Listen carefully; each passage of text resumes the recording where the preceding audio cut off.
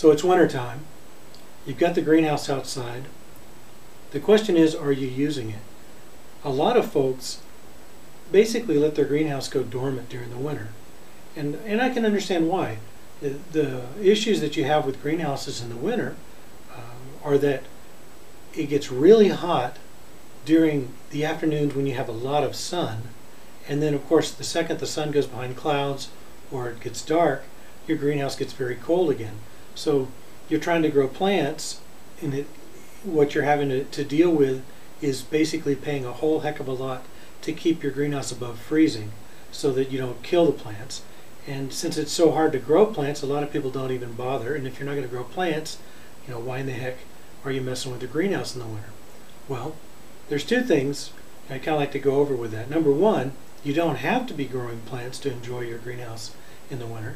If it's a nice sunny day, it's a great sunroom. You can go out in the middle of the afternoon, and during the winter time, after months of just being dreary and cold, if you're not getting out into the sun, a lot of people kind of get a little bit down. It's kind of gloomy. You got a greenhouse. You have the perfect antidote to that. Just go out, set your chair out there, and when it's 75 degrees in your greenhouse, you can just go out, read a book, and even if it's just for an hour or so, basically you're a movable plant.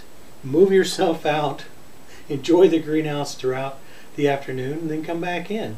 And that's something you can do without spending a penny in heating your greenhouse. Now, if you want to try to grow something in the greenhouse, there's a few things we can do to make that work for you. Number one, the first thing I would do is make sure that it's airtight. I want to go through with weather stripping. If you have any openings in your polycarbonate, you close them. You can't have any openings at all. If the wind blows even the slightest little bit, it's like you're running an air conditioner through your greenhouse. So let's make it as airtight as possible. Go through any cracks around your vents, anything where you don't have the poly completely in the slots. During the summer that doesn't matter, but for winter you want to make sure that that's all completely sealed up. So just weather stripping like you would use around windows or your garage in your home. Let's do that. The second thing you might want to consider doing is adding some insulation to your greenhouse.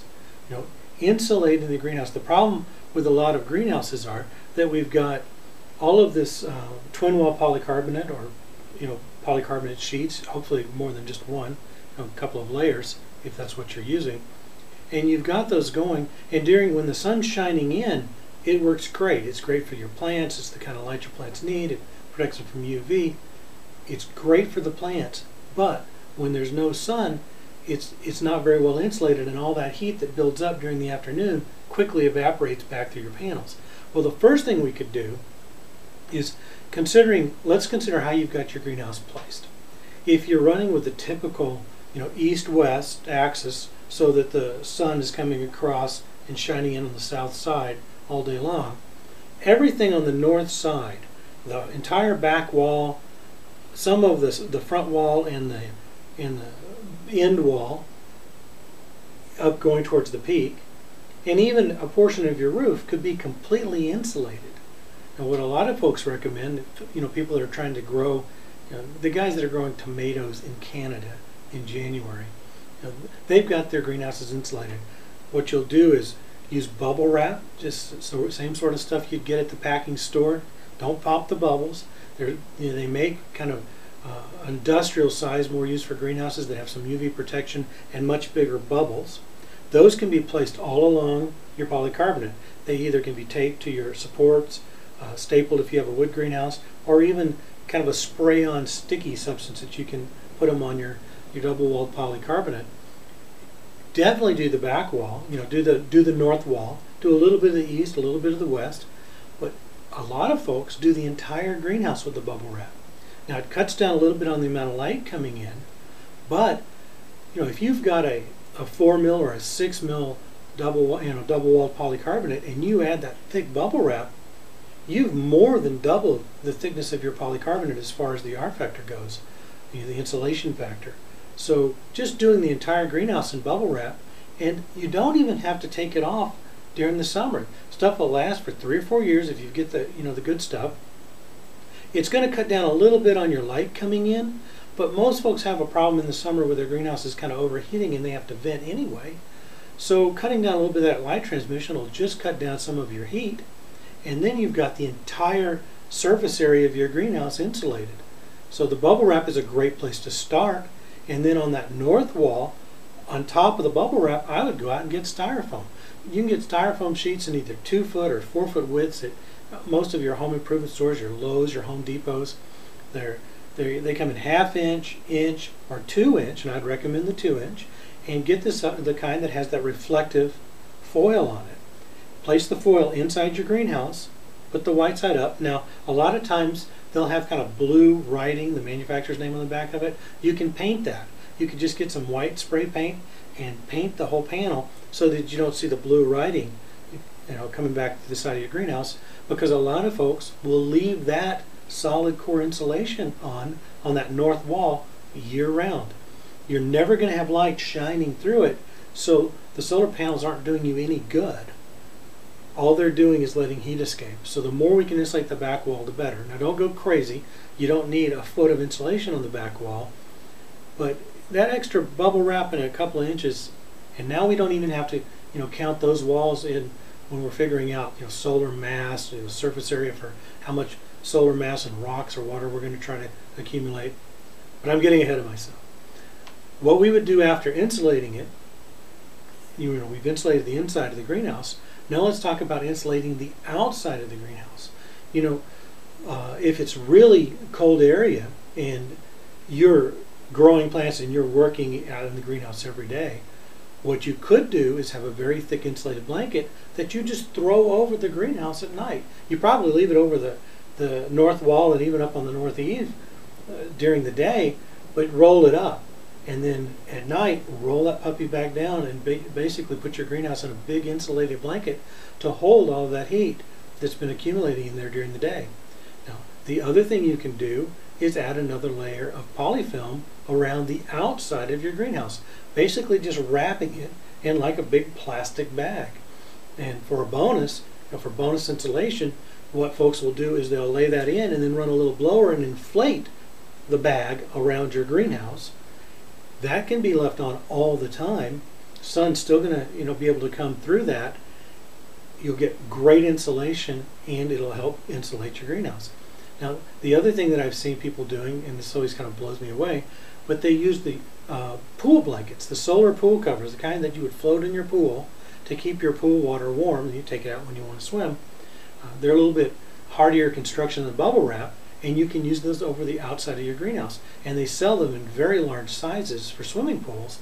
So you just take the pool, swimming pool bubble wrap, and you can cut it and attach it more permanently, or you can just wrap it all over your greenhouse and put some cinder blocks around it to hold it in place. And once again, you've just put a big bag around your greenhouse to help insulate it. You can also, against the lower walls, if you have bags of leaves from when you've done your leaves, or you've got hay bales or straw bales, you could stack those up against that north wall just for a little bit more insulation, a little bit more warmth. The other thing people do inside the greenhouse is use heat sinks. You'll hear people talking about putting water barrels in. They'll take steel water barrels and they will paint them black. Some folks will paint half of them black, the half that has the sun shining on them. But if you're using that reflective foil, you might consider painting any kind of a heat sink, water barrel, completely black, so it's heating a little better. The black just heats better. And so use those water barrels, or I've seen where people have big shelves, they'll just put jugs, glass jugs or milk jugs, any kind of a container of water, just put it along the shelves. Every little bit helps. Concrete blocks, if your wall is made of concrete blocks, if your floor is made of stone, any rocks, some people will build walls of rocks, anything that can be heated as the sun's coming in, and it'll just kind of hold that heat a little bit. You get a bonus out of the barrels. The barrels do great, and the bonus you get from the barrels is they're kind of an emergency setting for you. At night, unfortunately, what we'd love those barrels to do is collect heat all day long, and then when the sun goes down, hold on to the heat, just hold on and wait. We don't need it just yet. So say the temperature was 100 degrees at 4 or say 2 o'clock, because it was a bright sunny day and a very high altitude. those water barrels have heated up, but the second that sun goes down, the greenhouse cools down very fast. Unfortunately, those barrels start releasing heat right away. So even though it's even if your barrels got up to 80 degrees, which, you know, boy, you'd have to have some pretty intense sun for that, they're going to start releasing heat right away, so that by the time it gets 3 or 4 in the morning, the barrels are getting cold. But if it gets down to where those barrels are starting to freeze, it's gotten so cold that the barrels are freezing, what happens is, as that water changes to ice, just the act of transforming from water to ice releases a ton of energy. And so what a lot of times, if you're watching, if you've recorded the graph of what your temperature's done at night, you'll see, if you've got barrels in your greenhouse, you'll see the temps will drop pretty steadily all the way to around freezing and then hold steady. That's because as those barrels were trying to form ice, they released enough heat to keep your temperatures at or above freezing, which is a very good thing. It's kind of like your emergency program. Now, doing all of this, it's still not, unless you have so much water mass in your greenhouse, probably to the point you can't even get in, you probably are still going to have to add a little bit of electricity or gas. Heaters come in little electric heaters, and if you have a small greenhouse, say an 8x8, an 8x10, if you've insulated it well and you've added some barrels, and even if you don't have the width to stack the barrels up along the wall, you could always put the barrels under your shelves. You know, instead of putting wooden racks to put your shelves on, just put a bunch of black barrels and set your shelves on the barrels. But if you do that, you won't have to use near as much electricity. Now, in a bigger greenhouse, if you have access to natural gas or propane, it's more economical to heat with that.